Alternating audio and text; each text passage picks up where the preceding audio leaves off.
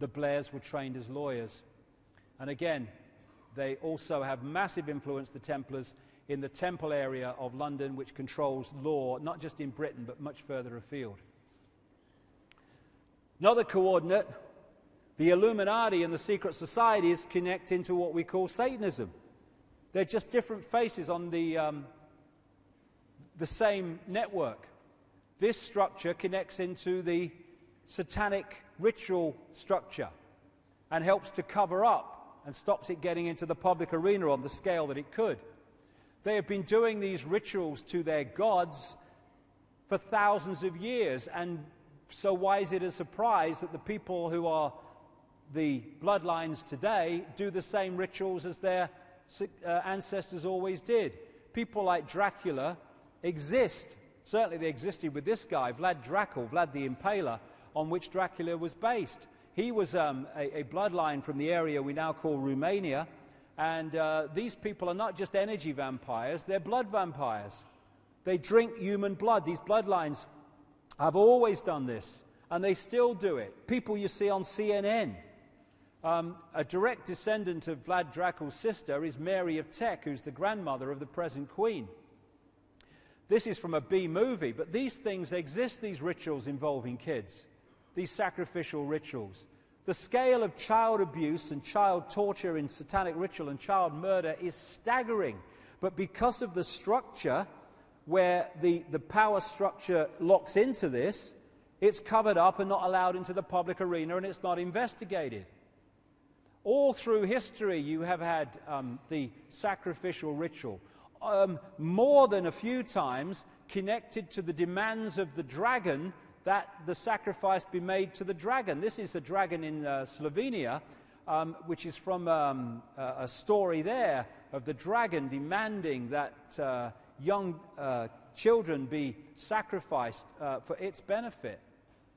And these rituals that they do, this is from the movie Eyes Wide Shut, which was very accurate in the way it portrayed what was going on and what is going on. They use these rituals.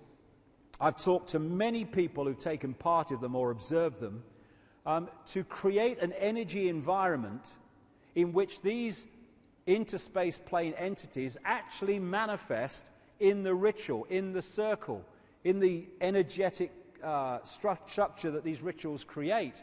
And the reason they're doing the same rituals in the same way now as they've done for thousands of years is because those rituals have an energetic reaction that they're looking for. So of course they're going to keep doing the same ones.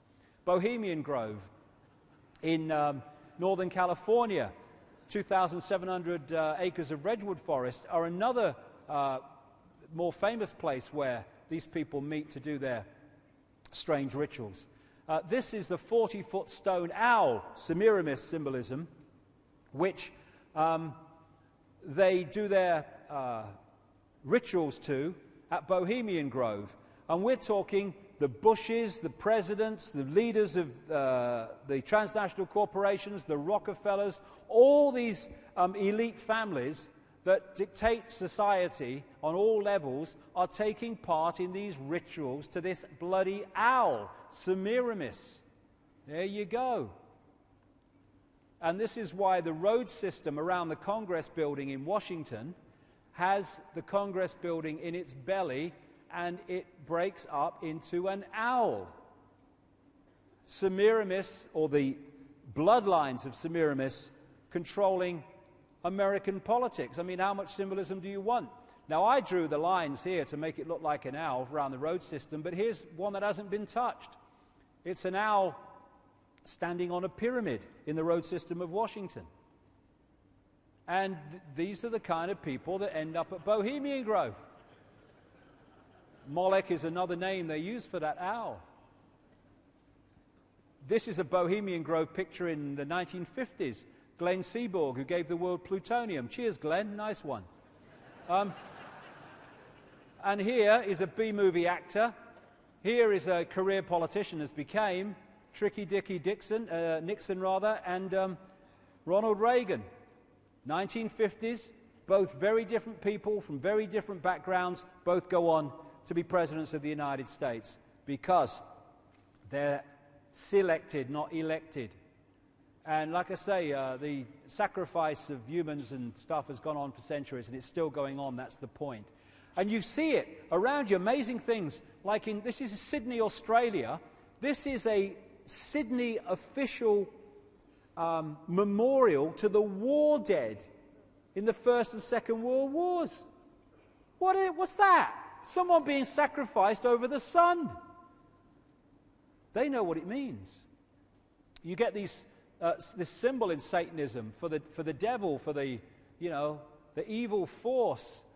People say, "Oh no, it's the sign for love in sign language." No, that's with the thumb out. With the thumb not out, it's the sign of the horn god.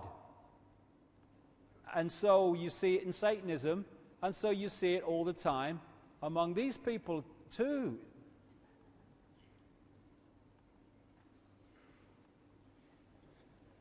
Now they say, oh no, that's the sign of some football team, Longhorns in Texas it is. Well, does she support the bugger then?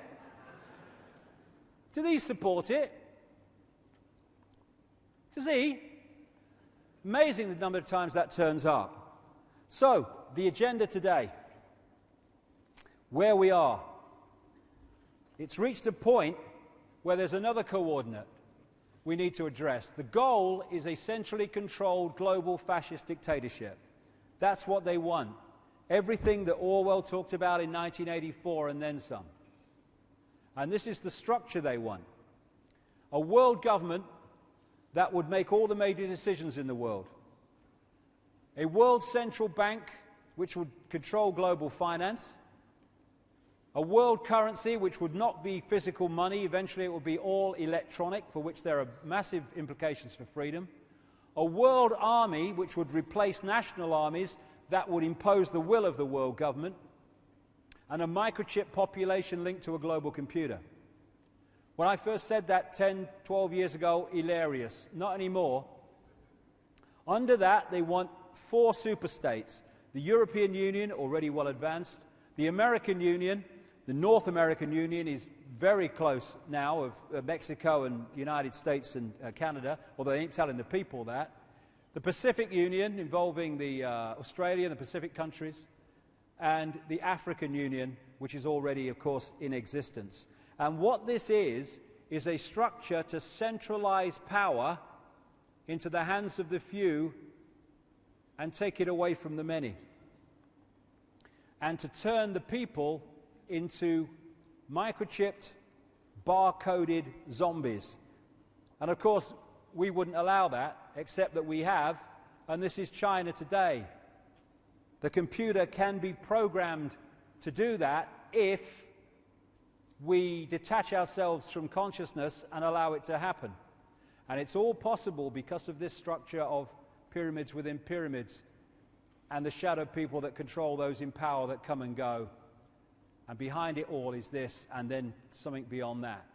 This creates or instigates this to hide that's going on. So the superstate agenda. Of course, like I said earlier, if you want to control the many and you're the few, you have to centralize decision-making. So that's what the European Union, all that stuff is about, the North American Union, that structure. And how interesting that this circle of stars is a Babylonian symbol for the goddess. That's why you have the 12 stars around the head of Isis. That's why you have the 12 stars around the head of Mary in some depictions. It's a symbol of the goddess, and it's the symbol of the European Union. Another name for the goddess is Europa, of course, from which Europe came. Nimrod was symbolized as a bull, and Europa, the goddess, in that way. 2005, the European Union had this commemorative coin produced of Europa and the bull, Semiramis and Nimrod. This guy, Otto van Habsburg, one of these bloodlines, big time, is behind the Pan-Europa movement. This is their symbol, which created the European Union as it's become, and instigated it from the start. And the idea, these are maps that have come out of the European Union.